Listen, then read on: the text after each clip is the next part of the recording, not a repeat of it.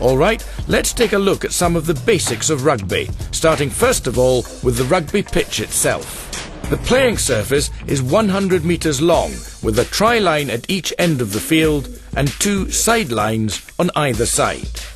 Each team has 15 players on the field at the start of a match. These players are broken up into 2 categories known as forwards and backs. The forwards are the strong men on the front lines who help move your team up the field. They are also the players that pack into scrums and form lineouts. The backs are the sleek, faster running players who perform most of the ball handling, kicking and scoring attempts. The first action of the game is the kick-off. At the start of each half and after a team scores points, there's a kick from the 50-metre line. Players converge on the tackled player to either retain possession of the ball or to try and steal it away from him. This convergence of players is called a ruck.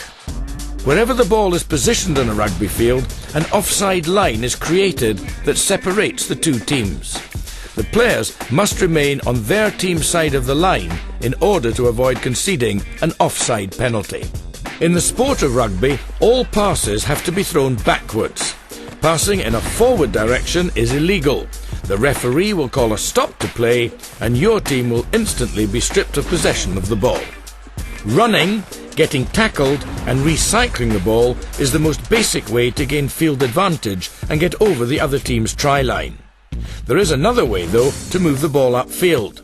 By kicking the ball, you can gain field position and help take the pressure off a team when they're deep in defence. The most common kick used is a punt to gain territory. A player would do this by punting the ball up the field and into touch to force a line-out contest. Another attacking type of kick you have at your disposal is the grubber, whereby you kick the ball past the defenders for your running players to chase onto.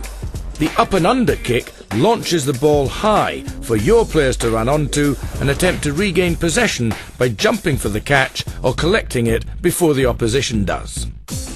Knock-ons and forward passes result in the referee awarding a scrum to the opposition team. As well as being formed after knock-ons and forward passes, a scrum may be called for in other circumstances in general play, where the ball became unplayable or was made dead. A scrum is a test of strength between the 2 teams. When the referee gives the signal to engage, the 2 packs come together by locking heads. Ultimately, the team who feeds the scrum has the greater chance of gaining possession of the ball. A line-out is formed whenever the ball crosses the touchline on either side of the field. The players in the line-out execute moves to try to gain possession of the ball for their team. This may include lifting teammates high into the air so they can make an attempt at catching the ball.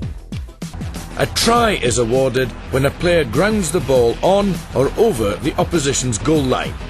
A try is worth 5 points to your team's score.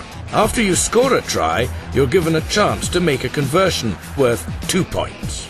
This is done by kicking the ball through the uprights from a place kick or a drop kick.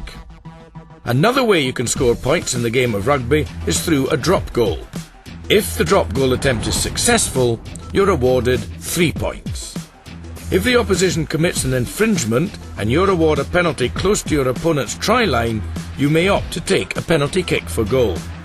This kick is taken from the point where the penalty occurred. If the kick is successful, your team is awarded 3 points. These are the basics of rugby.